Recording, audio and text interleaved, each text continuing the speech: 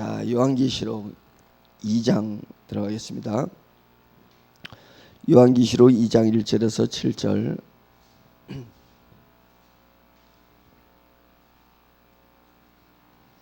요한계시록 2장 1절에서 7절 같이 보겠습니다. 시작.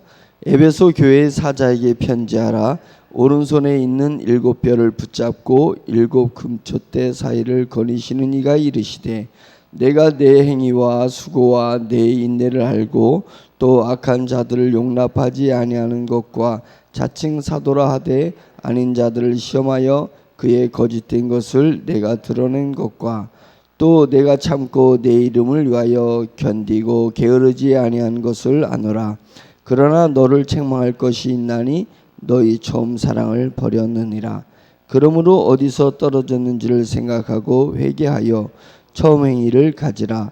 만일 그리하지 아니하고 회개하지 아니하면 내가 내게 가서 내 촛대를 그 자리에서 옮기리라. 오직 내게 이것이 있으니 내가 니골라 당의 행위를 미워하는도다. 나도 이것을 미워하노라. 귀 있는 자는 성령이 교회들에게 하시는 말씀을 들을지어다. 이기는 그에게는 내가 하나님의 낙원에 있는 생명나무의 열매를 주어 먹게 하리라. 아멘. 이제 요한계시록 2장부터 7개 교회에 대해서 주님의 마음을, 주님의 뜻을 이제 전달합니다. 7교회는 말했듯이 그 시대에 소아시아에 단순히 7교회를 얘기하는 것이 아니라 지상에 있는 모든 교회들 7가지의 성격과 성향을 가지고 있는 많은 모든 교회들에게 하는 말씀이니까 우리 교회에게도 하는 말씀입니다. 그래서 이 말씀을 받을 때 우리 교회에게 하시는 말씀이다 이렇게 생각을 해야 되고, 또 나 자신에게 하시는 말씀이다 이렇게 생각해보면 놀라운 영적인 깨달음이 있게 될 줄로 믿습니다. 초대교회의 분위기의 배경을 좀 알아야 알면은 좀 더 이 7교회에게 하시는 말씀을 이해할 수 있을 것인데, 요한이 반모섬에 끌려갔을 때 그 요한계시록을 쓰게 된 거잖아요. 주님을 체험하고 주일날 주님께서 뒤에서 나타나시고 요한에게 말씀하셔서 요한이 확 돌이켰더니 부활하시고 승천하셨던 그 주님이 요한에게 딱 나타나셔서 직접 계시를 하신 것입니다. 구약에서도 주님이 하나님이 천사로 나타나시기도 하시고 예수 그리스도께서 천사의 옷을 입고 나타나시기도 하셔서 체험한 것을 이야기하기도 하지만 요한계시록처럼 직접 주님께서 계시하셔서 이렇게 말씀하신 부분이 있지는 않습니다.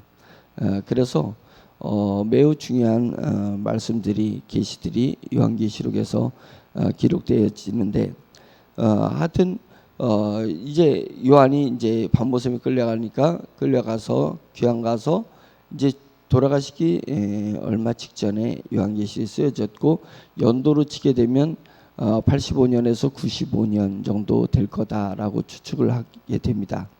그러니까 그 당시에 소아시아에 있는 초대교회에서 조금 더 이제 진행된 건데, 거기도 뭐 어떻게 보면 초대교회라고 말할 수 있는데, 이제 1세대가 지나가고 2세대와 3세대의 교인들이 자리를 잡을 때쯤에 이제 교회를 얘기하는 것입니다. 1세대의 제자들은 다 순교를 당했기 때문에 일찍 돌아가셨단 말이죠. 그래서 그 제자들이 폴리캅이라는 제자도 있고, 2세대의 이제 그 지도자들, 3세대의 이제 신앙인들이 교회에 있을 때의 배경이 있고, 그 당시에는 네로 황제가 60년대의 황제인데, 네로 황제가 기독교를 핍박했었잖아요. 로마를 불태운 것이 기독교인들 하면서 기독교인들한테 누명을 세우면서 핍박을 했었는데, 그것은 일시적인 핍박일 수 있습니다. 또 개인적 핍박일 수 있어요. 그런데 81년에서 96년 사이에 15년간 통치했던 도미티아누스라는 이 황제가 있습니다. 아주 나쁜 황제예요. 기독교를 봤을 때 극악무도합니다. 왜 그러냐면 내려는 개인의 문제이지만 이 도미티아누스라는 이 황제가 로마가 아주 번창했을 때니까 그 당시가 최고 번창했을 텐데 이 황제 때 이 로마 황제를 신격화시켜 버린 황제입니다. 제도적으로 조직적으로 황제를 숭배하게 해서 기타 신들을 각자 그 전에는 각 나라 자기네가 통치했던 지배했던 그 나라들의 신앙을 인정을 해줬었는데 이 도미티아노 황제 때 81년에서 96년 사이에 시스템을 전 제국의 시스템을 황제만을 섬기도록 숭배하도록 그렇게 만들어냈습니다. 그래서 다 신을 가지고 있었던 종교들은 뭐 그렇게 큰 어려움이 없어요. 자기네 신이 많으니까 모든 것이 신이 될 수 있다 생각하니까 옮겨 탈 수 있었는데 기독교 오직 삼위일체 대신 우리 하나님만이 참 신이라고 믿는 이 기독 신앙, 더군다나 부활하신 것을 뵙고 승천하신 것을 배웠는데 1세대가 요한 같은 경우는 살아 있었고 2세대, 3세대 그들이 있었을 때 이것을 어떻게 받아들일 수가 없습니다. 그래서 황제 숭배하는 것을 거부를 합니다. 그리고 오로지 하나님만 딱 섬기게 됐을 때 로마를 통치하는 데 있어서 기독교인이 도움이 될 리가 없죠. 그런 부분이라서 반역 기독교인들, 삼위일체를 섬기는 기독교인들을 로마 제국에서 반역죄로 딱 정의를 내립니다. 그래서 기독교인은 로마 제국의 정면 정면 거부하고 대결하는 반역죄에 해당되는 것이니까 엄청난 핍박이 있을 거라고 우리가 예상을 할 수 있습니다. 진짜 참혹한 일들이 일어나게 된 것이고 조롱이라는 조롱, 죽음도 그들의 조롱으로 희락을 위해서 그들의 즐거움을 위해서 기독교인들이 죽음을 맞이해야 되는 그런 상황이 언제까지 진행이 되냐면 313년 313년 콘스탄티누스 대제가 로마를 통일하면서 기독교의 힘이 필요해서 기독교랑 같이 해서 로마를 통일하고 밀라노 칙령에 있어서 기독교를 정식 국교로 인정하기까지 물론 이제 그 앞에 기독교들이 그 핍박을 받으면서도 불구하고 기독교 숫자는 점점 늘어났거든요. 뭐 때문에 그러겠어요? 성령님 때문에. 성령님이 역사하기 때문에 기독교 인구는 늘어나서 결국은 로마의 국교까지 됐다. 국교가 된 후에 타락한 것들은 이제 나중 이야기라 할지라도 결국은 로마의 국교까지 될 수 있을 정도로 그 숱한 핍박을 받았는데 성령님은 더욱더 우리의 심령에 불을 붙여서 교회가 부흥하게 되었다라고 얘기하는 것입니다. 그래서 오늘날 한국 교회가 1200만에서 650만으로다가 줄었는데 650만도 실제 기독교인들 복음을 아는 사람은 제가 볼 때는 훨씬 더 작잖아요. 훨씬 더 작습니다. 그래서 3%대 아니겠냐. 우리나라 국민 중에 3%대가 복음을 알고 있는 국민들 아니겠냐. 저는 이제 그렇게 생각을 하고 있습니다. 인원수로 따지면 12%, 600만이니까 12% 정도 돼요. 기독교 인구가. 교회 인구가 12% 정도 되는데 이 교회 저 교회 다 적을 두고 있기 때문에 천주교는 한 교회를 이렇게 주로 다니고 불교도 한 절을 이렇게 지정하고 다니는데 기독교 개신교는 이제 교회를 옮기기도 하고 자유롭게 옮기기도 하고 하잖아요. 그러니까 이제 교인 수를 데이터를 내는 데 있어서 다 지금 이분은 다른 교회 와 있는데 저 교회에서도 우리 교인이고 이쪽도 우리 교인이고 이제 이런 부분들이 없잖아 있습니다. 그러면서 또 그 가운데서도 12% 가운데서 과연 복음을 믿고 그 영적 자아가 깨어나서 영으로서 하나님을 섬기는 사람들이 얼마나 되겠느냐라고 하게 되면 12%에서 30%라고 잡게 되면은 3% 정도, 4% 정도가 실제적인 기독교인이다. 이렇게 보게 되면 대한민국이 전도의 대상 국가가 된다라는 거죠.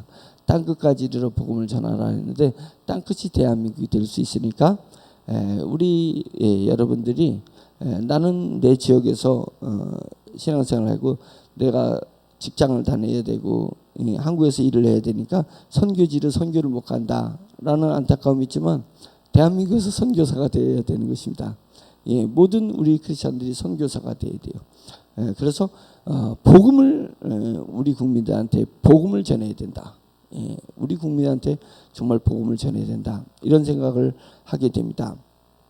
다르게 얘기하면 뭐냐면 우리가 교회가 부흥하지 1200만에서 이제 650만 다 이렇게 내려앉았는데 부흥하지 못하는 이유를 얘기하라면 별의별 이유 다 되는 거예요. 별의별 이유를 다 돼.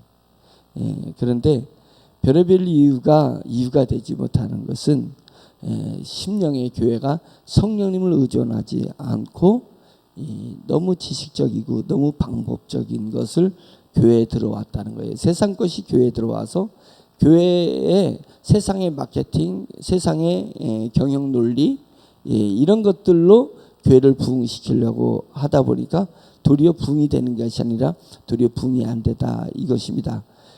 초대교회에 정말 그 핍박이 있음에도 불구하고 반역죄 우리나라도 많이 느꼈잖아요. 무조건 저거 하면 공산주의자로 그냥 몰고 딱 잡아가 버리면 어떻게 하지를 못하는 그런 상황이 발생됐는데 그때보다 더한 거죠. 민주국가에서 공산주의를 모는 것보다 황제 통치국가에서 반역죄로 모는 그 고통과 그 핍박이 얼마나 크겠냐 이거죠. 그런 상황에서도 기독교는 계속 지하에서 부흥했다는 것입니다. 그건 뭐예요? 오직 성령의 역사만이 부흥의 답이다 라고 얘기를 할 수 있습니다. 그러니까 우리 세종중앙침례교회가 부흥할 수 있는 유일한 조건은 뭐예요? 성령 역사예요. 성령 역사 아니고는 부흥하지 않고 부흥할 수 없습니다. 그리고 우리 마음속에 성령님이 역사하셔서 부흥하지 않는 그 부흥은 우리가 시도하지도 않고 기대하지도 않겠다라는 그런 각오를 가지고 있어야 되는 것입니다. 기뻐하는 교회가 아니기 때문에 그렇습니다. 그래서 세상의 마케팅 논리를 동원해 가지고 여러 가지 프로그램을 동원해서 사람을 끌어당겨 가지고 뭐 이런 방식으로다가 부흥하는 것이 아니라 오직 성령의 역사로 말미암아서 오직 복음만 가지고 승부수를 내려고 생각을 하게 돼야 돼요. 그러면 성령님께서 우리의 지혜를 사용하시는 것입니다. 성령님께서 우리의 경험을 사용하시는 것입니다. 그렇게 돼서 부흥할 수 있는 것이고 그렇게 부흥해야지 참된 교회의 모습이 나타날 수 있겠다 이런 생각이 들게 된 것입니다. 외적으로는 그런 어려움이 있는데 내적으로는 또 무슨 일이 있냐면 1세대의 경험치가 사라지고 2세대 3세대 되다 보니까 교회 내에 이단적 사조가 또 드러났다는 것입니다. 교회 내분이 또 일어나는 것입니다. 이런 것이 진퇴양난이고 겉으로 바깥으로 안으로 다 이제 어려움이 있게 되는 것입니다. 그래서 이제 2세대 3세대를 진행하면서 그들에게 성령님의 내적인 역사가 어떻게 일어날 것이냐. 그런데 성령님의 역사가 일어나니까 내부적인 이런 갈등 구조도 결국은 요한계시록에 쓰여지고 그 다음에 2세대와 3세대의 성령 충만 받은 분들이 교회를 유지해 나가는 거예요. 성령의 역사로 교회를 유지해 나가서 내분을 다시 다독이고 그런 역할을 하는 것입니다. 그 부분에 있어서 초대교회 요한계시록이 얼마나 큰 역사를 했고 요한계시록의 역할이 얼마나 대단했겠느냐라는 것입니다. 그때 그랬습니다. 요한계시록 1세대의 마지막 남아있는 주자라고 할 수 있는 제자 중에 마지막 주자라고 할 수 있는 요한에게 예수 그리스도께서 직접 나타나셔서 요한계시록을 쓴 이유가 내적인 분열을 막기 위해서 직접 이야기하셨다. 그러니까 요한계시록은 뭐예요?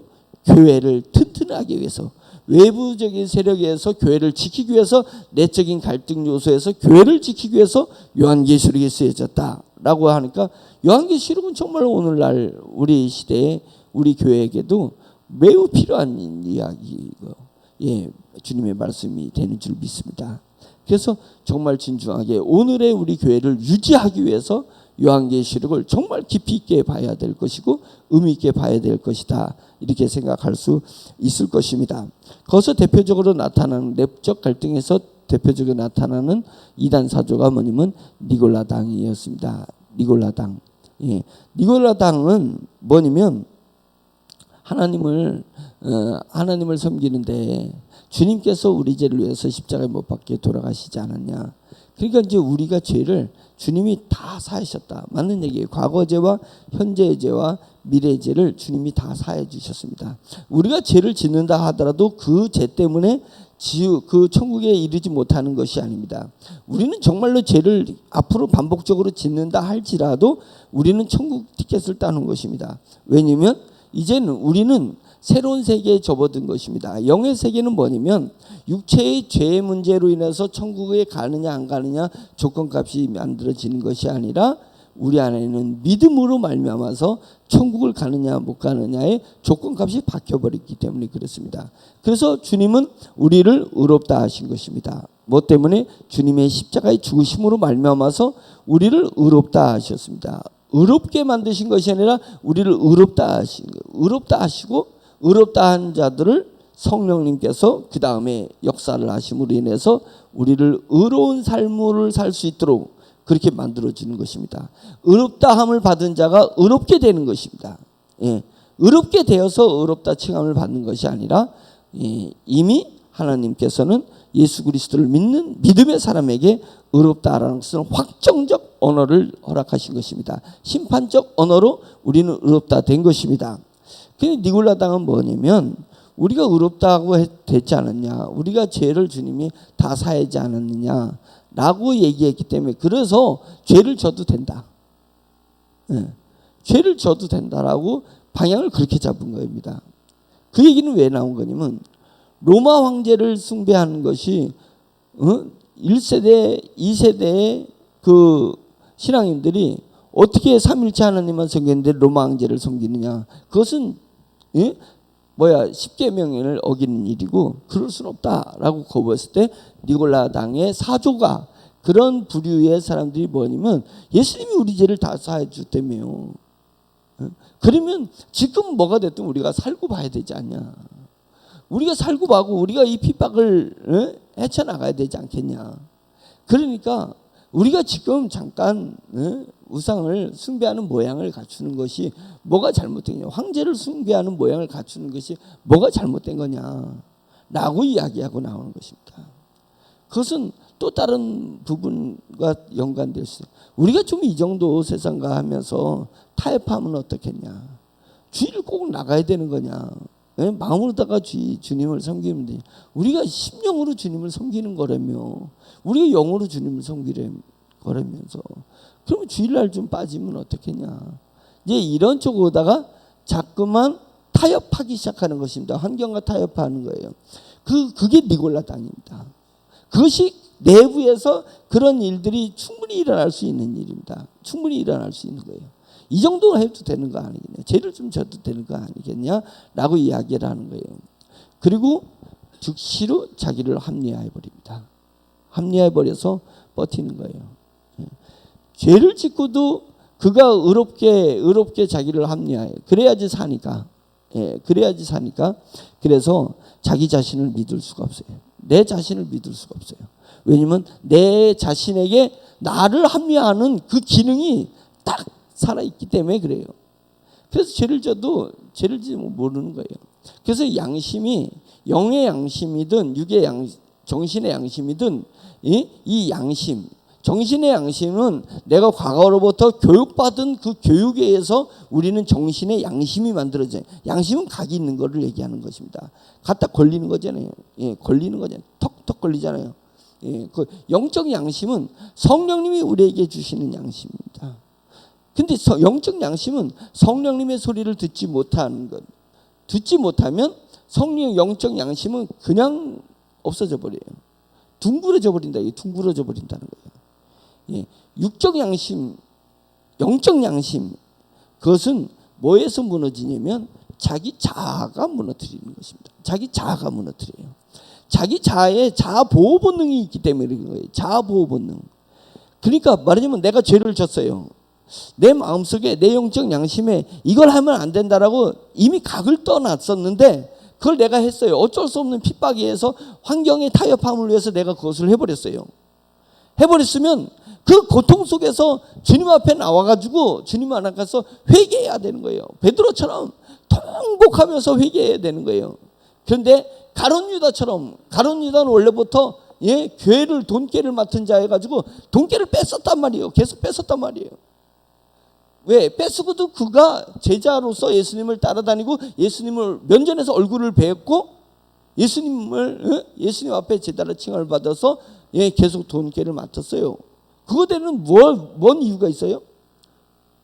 자기 자아가 자기를 변명한 거예요. 자기 자아가 자기를 합리화해버린 거예요. 왜 그러냐면 처음에는 괴로워. 각이 있기 때문에 괴로워. 근데 괴로우니까 괴로운 게 힘든 거야. 계속 괴롭게 있을 수가 없잖아요. 괴로운 게 힘들면 주님 앞에 나가서 통곡하면서 주님이 나를 위로해 주시고 주님을 나를 용서해 주시는 것을 기대해야 되는데, 그러지 않고 괴롭기만 해. 내가 괴롭기만 하면 하루가 지나고 이틀이 지나고 3일이 지나 보세요. 내 그때 자아의 보호 본능이 딱 발동해. 보호 본능이 발동해서 합리화를 시켜버리는 거예요. 합리화를 시켜버리는 거예요. 제 평생에 2달을 교회를 빠진 적은 제가 중학교 2학년 때예요. 사춘기 때도 했지만 우리 가난이 너무 싫고 힘들고 막 괴로워서 친구들하고 노는 게 너무 재밌었어요. 저에게 그게 쾌락이었어요. 즐거움이 있고 위로였어요. 교회를 2달을 빠진 적이 있는데 처음에는 첫 주 빠지는 게 너무 저에게는 갈등이었고 힘들었었어요.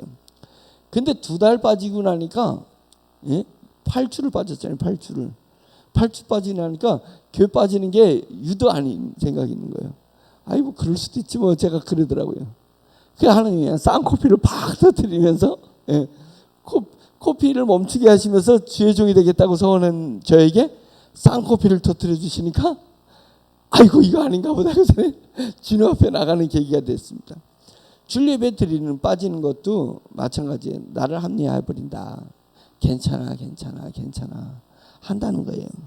니골라당이 그런 거라는 것입니다. 오늘날 니골라당 같은 사조를 가지고 있는 신앙인들이 얼마나 많은지 모릅니다. 자기 육적 자아의 합리화예요. 그러니까 사탄이 우리를 넘어뜨리고 우리 믿음을 빼들어가고 우리의 영을 죽이고 우리에게서 일어난 하나님의 나라를 파멸시키는 방법은 뭐겠어요? 정답은 딱 하나였잖아요. 우리 믿음의 사람이 깨우쳐 알아야 될 거고, 알아야 될 정답은, 사탄이 선택한 정답은 뭐냐면 나를 살려내는 거예요. 나를 살려내면 내 자아에 합리화가 들어가 있거든. 나를 합리화시켜버리는 거거든. 그래서 그 합리화시키는 것이 그게 뭐냐면 너가 경건의 모양은 가지고 있는데 경건의 능력이 없다. 경건의 능력이 없는 거예요. 아무 능력이 없네. 영적인 아무 능력이 없고 영이 성장하는 것도 아니고 내 속에서 점점 믿음은 퇴색되어져 가는 거예요. 빗바래져 가기 시작을 하고 있는 거예요. 어쩌면 그 믿음이 자기는 경건의 모양을 가지고 있는데 믿음이 이제 거의 다 없어졌을는지도 모르는 것입니다. 그리고도 자기는 계속 구원받았다고 생각하는 크리스천들이 얼마나 많은지 모릅니다. 이미 사탄도 다 빼먹을 거 빼먹었고 도적질할 거 다 도적질하고 죽여버릴 거 다 죽여버렸어요. 이제 사탄도 나를 관리하잖아. 사탄도 나를 관리지 않는 사람이 되었을 수도 있다는 것입니다. 초대교회도 그런 현상이 일어나는데 그 현상이 니골라당이었고 니골라당은 결국은 사탄이 그렇게 역사를 한 것입니다. 그것을 주님께서 뭐라고 했냐면 6절에 오직 내게 이것이 있으니 내가, 그러니까 그 에베소 교회가 니골라당의 행위를 미워하는도다. 그런 모습, 죄를 짓고도 경건을 향해서 나가는 것을 하지 않으면서도 불구하고 자기 합리화하는 그런 행위를 미워하는도다 라고 얘기하면서 주님께서도 나도 그것을 미워한다. 이것을 미워하노라. 주님께서 미워하는 일이 자기 자아가 자기가 죄를 지면서도 회개할 줄 모르고 자기 합리화 속에서 살아가고 있는 것입니다. 그것입니다. 그 죄는 육적인 죄를 얘기하는 것이 아닙니다. 율법적 죄를 얘기하는 것이 아니라 우리가 하나님의 성령을 오매불망 성령님을 쫓아가는 것에 반대급부적인 모든 것을 얘기하는 것입니다. 하나님이 내게서 하나님의 뜻이 이루어지는 것이에요. 하나님의 말씀이 내게 임하는 것은, 내가 하나님의 말씀을 보는 것은 하나님의 뜻이 내게서 이루어져야 되는 것입니다. 하나님의 뜻이 이루어지지 못하게 하는 그 모든 것이 죄예요. 그 모든 것이 죄예요. 이것이 영적인 죄인데 우리가 영적인 죄로 나아갈 줄 알아야 되는 것입니다. 영이 살아있어야 돼요. 영이 살지 못하게 하는 모든 것이 죄라고 생각해야 되는 것입니다. 그러면 오매불망 주님을 향해서 우리는 무조건 전진하는 것이에요. 다른 것들이 나를 방해하더라도 그것을 이기고 우리 앞에 전진하는 것입니다. 근데 전진하는 것에 내가 무언가에서 육적인 거든 세상적인 거든 무언가에서 내가 하나님 앞에 나아가는 폭포수를 올라가는 연어가 폭포수를 향해서 막 온몸을 뒤틀면서 올라가는 중에 뒤틀리는 지느러지를 못했을 때는 그만큼 내려앉는단 말이죠. 이게 죄 아니겠습니까? 예, 내려앉는 것입니다. 무엇이 내가 영적인 전진을 하지 못하게 만들고 있냐 이거예요. 무엇이 영적 전진을 막는 거냐 이거예요. 그것이 나오게 되면 그것이 죄든 그것이 무엇이든 뭐라고 이름을 칭하든 그게 내게 뭐가 의미가 있는 거예요. 주님께로 나아가는 것을 막는 그것이 나로서는 이름이 죄든 뭐든 그 이름이 중요한 것이 아니라 이것이 내가 경계해야 되고 이것이 내가 저주해야 될 행동이라는 거예요. 내 상태라는 것입니다. 그것을 회개하라. 돌아서라는 것입니다. 다시 지느머리질하는 거예요. 다시 너의 영적인 에너지를 가동해서 주님께로 나아가라. 주님께로 나아가라는 것입니다. 우리가 주님께로 나아가야 될 것입니다. 그러면서 초대교회 에베소 교회는 소아시아의 수도예요. 그러니까 정치적 중심은 이탈리아 로마가 정치적 중심이지만 그 당시에 초대교회 시대는 소아시아는 경제와 문화의 중심이 소아시아였고 거기에 그 수도가 에베소였단 말이죠. 에베소가 소아시아를 주장하는 경제 문화의 중심이 에베소니까 로마의 교황이 어디에다가 집중했었냐면 소아시아에 집중했었고 그 다음에 뭐에 집중했냐면 에베소에 집중했어요.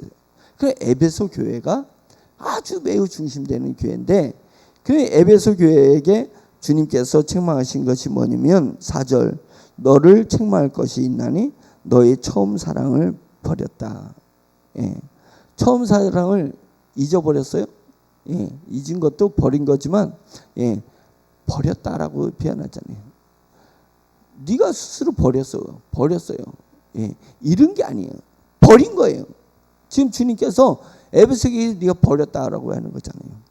뭘 버렸다고? 왜 버렸다고요? 무언가에 네가 집중하는 그 집중도가 달랐습니다.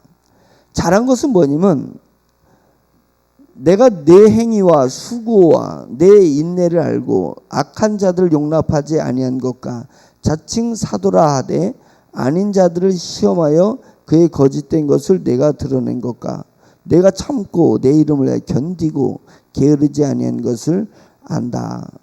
이 모습만 보면은 정말 모델 케이스입니다. 모델 케이스예요. 에베소 교회는 소아시아 교회 7개의 교회를 비롯한 여러 교회의 모델 케이스의 면모를 계속 유지하고 있습니다. 그래서 제자들이 순회하거나 그 2세대 제자들이 순회를 하고 그를 할 때 에베소 교회는 교회로서의 면모를 정확하게 지키고 있습니다. 근데 주님께서 딱 짚는 거예요.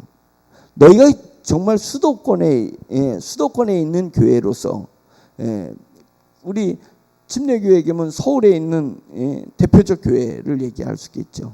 대표적 교회로서 교회의 면모는 잘 갖추고 있다. 그런데 내가 너에게 책망할 것이 있는데 처음 사랑을 잊어버렸다. 라고 지금 이야기를 하고 있는 것입니다. 처음 사랑을 잊어버렸다. 그러면 처음 사랑을 잊어버리고 이들은 무슨 사랑으로 하고 있냐면 혼적 사랑이 발동한 것입니다. 영적으로 주님을 바라보고 주님을 사랑하는 영적 자아가 오매불망 성령님을 바라보고 부활하신 예수 그리스도를 바라보고 십자가에 달리신 예수 그리스도를 바라보는 것이 아니라, 그들이 그런 것이 아니라 이미 습관이 이렇게 이루어지게 되면 우리의 인간적 혼적 지식 생각 의지 이게 발동될 때가 있어요. 발동되는 거예요. 그래서 이제는 그게 더 나가면 뭘로 가냐면 아집으로 나가요. 아집. 우리가 교회에서 신앙생활 하는데 아집으로 신앙생활 하는 사람들이 많이 있습니다. 보면 알아요. 영적인 자아는요 매우 유연성이 있습니다. 유연성이 있어요. 사람을 대할 때마다 다르게 대해줘요. 예. 영이 성숙한 사람들은 다르게 대해준단 말이죠. 죄인데도 죄라고 지적하지 않는 경우가 많아요. 왜냐하면 그의 영적 수준이 낮으면 죄라고 지적하지 않습니다. 근데 그의 영적 수준이 높으면 죄라고 지적을 해요.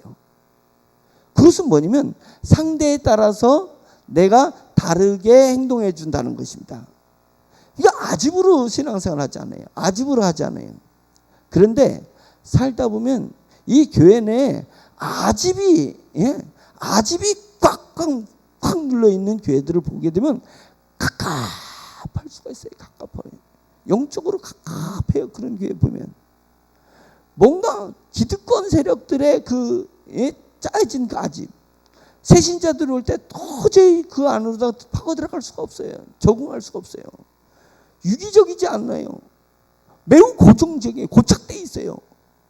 그리고도 그들은 우리가 교회를 잘 유지하고 있다고 생각하는 것입니다. 잘 유지했다고 생각하는 거예요.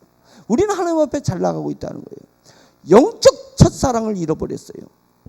영이 하나님을 사랑하는 것, 영이 하나님을 섬기는 것, 영이 교회가 되는 것, 심령의 성령님이 역동적으로 역사하시는 불이 사라져버리고 성령의 바람이 내 속에서 사라져버리고 이것이 영적인 것은 다 없어져 버리는데 뭐만 남았어요? 혼적인 것이 남았어요.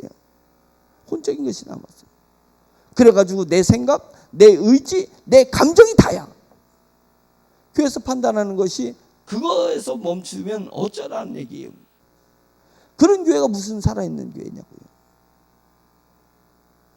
어떻게 내 생각만 가지고 다 하냐고. 어떻게 내 감정만 가지고 다 사냐고. 어떻게 내 의지로만 사냐고요. 성령님은 어디 가셨어요? 성령님이 역동적으로 역사하시고 우리 주 예수 그리스도께서 십자가에 달리시면서 그 공로로 나에게 만들어진 내 새 영혼은 어디로 사라졌냐 말이에요. 내 새 영혼. 영적 자아는 어디 갔단 말이에요. 왜 교회에서 우리가 교회를 유지하는 데 있어서 교회가 하나님의 일을 수행하는 데 있어서 영적 자아, 성령의 감동에 의해서 움직일 수 있는 선택할 수 있는 내 영적 자아는 다 어디로 갔냐 말이에요. 전부 자신의 육적인 것만 남아있는 거예요. 경험, 우리 교회가 과거에 이렇게 했었는데 왜 지금은 이러면 안 돼요? 아니 바뀌어야 되잖아요. 교회가 유기적이어야 되잖아요. 그러니까 시대를 볼 줄 몰라요. 오늘날 제가 많은 목사님들을 만나보면서 시대가 바뀌었어요. 시대가 바뀌어가고 있어요. 젊은이들이 받아들이고 젊은이들이 하는 행동과 젊은이들의 사고 자체가 바뀌어버렸어요. 내가 주일학교 다닐 때 내가 학생부 다닐 때 하고 완전히 바뀌어버렸거든. 그런데 그것에 과거에 얽매여가지고 그렇게 있는 거예요. 새 시대에 새 소명을 하나님이 허락하십니다. 새 시대에 새로운 감동을 성령님이 주십니다. 영적인 것은 민감하거든요. 민감하거든요. 성령님이 바보냐고요. 성령님이 과거에 집착해가지고 과거에서 오늘을 감동 주시죠. 성령님은 과거와 현재와 미래를 주도하시는 분이십니다. 시간을 주도하시는 분이에요. 시간을 우리에게 선물로 허락하신 분이 성령님이신 거예요. 그 성령님이 우리의 영적 자아를 감동해 주시면 매우 유기적인 거예요. 매우 객관적이에요. 그런 것입니다. 그리고 경우의 수에 따라서 다양하게 성령님이 역사해 주시는 것입니다. 그래서 가장 영적인 것은 가장 민감합니다. 가장 민감해요. 그래서 사람에게 말을 할 때 진중하게 말하고, 진중하게 말하고. 그래서 제가 했잖아요. 영에 감동하면 귀가 어떻게 바뀌냐면 분별 있는 귀가 돼서 나를 칭찬한다고 그것이 영적인지 아닌지를 아는 거예요. 나를 칭찬해도 이것이 영적이 아니면 배척해야 되고, 나를 나무래도 그것이 영적이면 성령의 소리가 들리면 그것을 받아들이는 거예요. 그래서 귀는 분별 있는 귀가 된다. 예. 눈은 멀리 보는 눈이 돼요. 근시안에서 영이 감동하면 원시안적인 눈이 열린다는 거예요. 이 내게 당장 일어난 그 너머에 하나님의 뜻이 무엇이 있는지를 보는 거예요. 안 보여도 그것을 볼 줄 아는 사람은 기다리는 거예요. 멀리 보고 기다리는 거예요. 그래서 순간순간 판단하지 않아요. 쭉 멀리 보고 그냥 나아가는 것입니다. 나가는 것입니다. 그러면 어느새 주님이 또 내게 새로운 것을 보여주십니다. 눈이 멀리 봐야 되잖아요. 멀리. 입은 영적 충만을 받은 사람은 입이 무거워져요. 무거워져요. 왜요? 내가 분석하니까, 분별하니까 입이 무거워질 수밖에 없습니다. 점점 무거워지는 것입니다. 예. 무거워져 가지고 고지식해진다는 뜻이 아닙니다. 예. 고지식해지는 아니에요. 그래서 가벼운 말과 무거운 말을 구분하는 거예요. 예. 농담을 해도 그 사람은 그 농담에 영이 통제하고 컨트롤하는 농담을 한다는 거예요. 예. 그런 것입니다. 그 사람의 인격과 그 상대의 환경과 배경을 깊이 고려하면서 얘기할 줄 아는 사람. 예. 그게 입이 무거운 것입니다. 예. 말하는 사람이, 성격이 내성적인 사람은 말을 안 해. 성격이 외형적인 사람은 말을 많이 해. 그걸 얘기하는 것이 아닙니다. 영적으로 모든 것을 고려하면서 말을 할 줄 아는 그런 사람이 돼요. 이게 직관력보다 느끼게 되는 것입니다. 코는 아름다움을 지향하고 있습니다.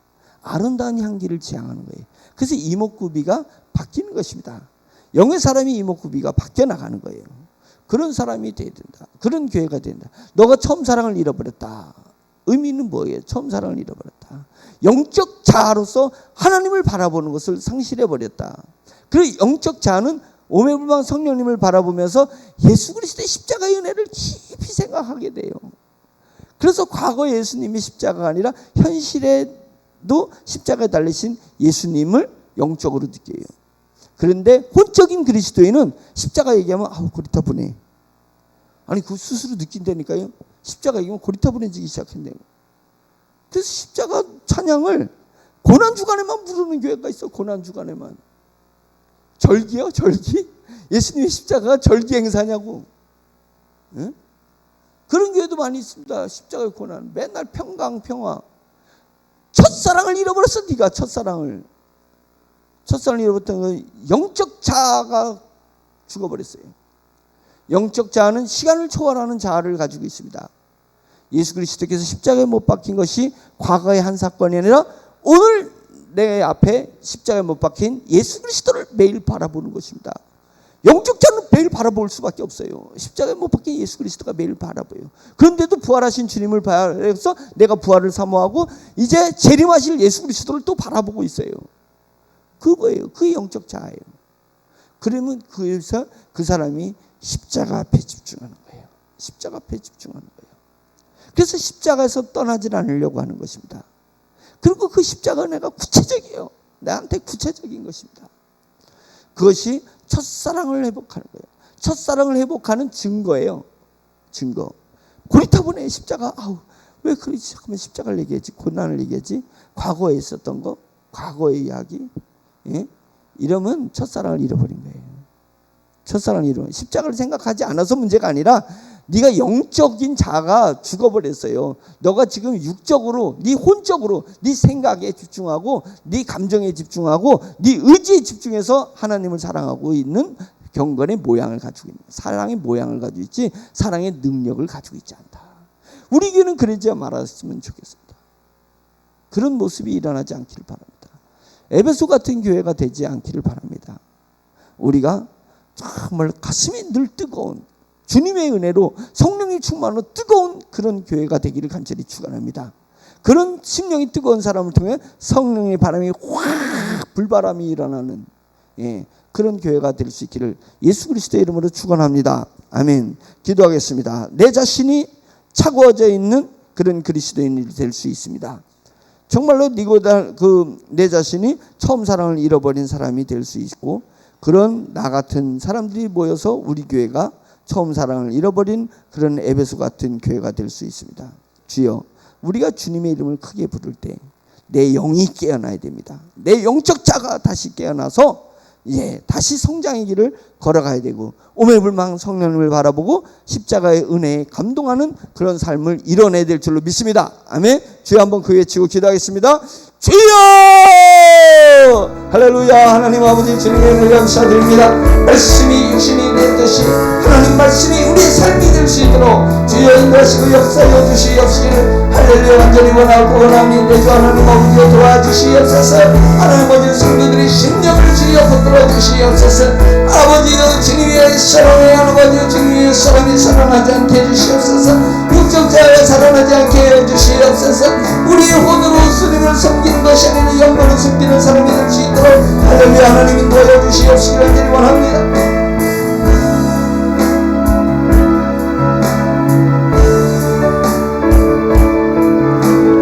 전능하신 하나님 아버지, 우리 하나님 아버지에서 영광을 주님에게 하나님 아버지의 21세기에 초대교회 같은 하나님 그런 교회가 될 수 있도록 주여 인도하여 주시옵소서. 하나님 중요한 장이 있다 할지라도, 주님이 건물을 가지고 있다 할지라도, 교회 수가 늘어난다, 교회 수가 늘어난다 할지라도 교만하거나 주님 더 늘기 위해서 일정 자아가 발동하는 것이 아니라 하나님 어른들 보호 안에서 주님의 십자가의 은혜 안에서 하나님 어른 우리 영의 자아가 깨어나서서 하나님의 영적 자아가 성숙할 수 있도록 할렐루야 하나님 인도하여 주시옵시기를 주여 간절히 원하고 내 주 하나님 아버지 오늘도 역사해 주시옵소서. 내 주 하나님 오늘도 영광의 역사해 주시옵소서. 주여 주님께서 오늘도 하여 주시옵소서. 하나님 아버지의 말씀 안에서 말씀 위에서 하나님 반드시 바로 서 있을 수 있도록 하나님 인도하여 주시옵시기를 간절히 원합니다.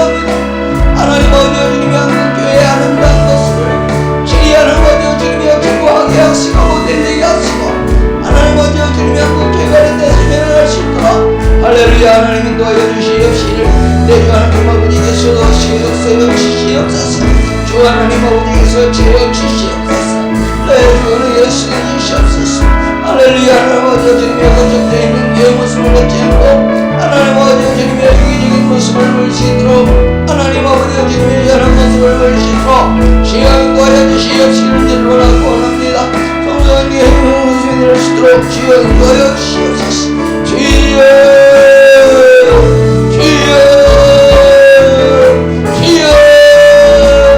할렐루야 하나님 아버지 주님의 아버지 주님의 심령의 영적인 성령에서 주님의 주님과 벌릴 수 있도록 인도하여 주시옵시기를 내 주 하나님 아버지에서 주시옵소서. 주여 할렐루야 하나님 아버지 주님의 수고하시 연결하라 꺼냅니다. 영이 깨어나게 해주시옵소서. 영이 깨어나게 해주시옵소서. 영이 깨어나 자라야 되겠습니다. 하나님 아버지 더 자라야 되겠습니다. 그리스도의 분량까지 자라야 되겠습니다. 하나님 아버지 주님의 공동체가 내 몸이 되게 해주시옵소서. 우리 교회 공동체가 내 몸처럼 하나님 아버지 주님이 안에 주시도록 해주시옵소서. 하나님 아버지 공동체로 자라게 해주시옵소서. 하나님 아버지 한국교회로 자라게 해주시옵소서. 인류교회로 자라날 수 있도록 인도하여 주시옵소서. 한국교회가 내 몸처럼 생각하여서 한국교회가 아플 때 내 몸이 아프고 하나님 아버지 한국교회가 걱정할 때 내 몸이 걱정되고 하나님 아버지 주님 한국교회 미래가 걱정되며 하나님 아버지 주님의 저의 성례가 걱정되는 것처럼 하나님 아버지 주님의 생각을 해주도록 인도하여 주시옵시기를 내 주 하나님 아버지께서 도와주시옵소서. 하나님 아버지 말씀이 하나님 아버지 주님의 씨앗이 되어서 우리의 수요일 마저 자랄 수 있도록 하나님 하나님 수 있도록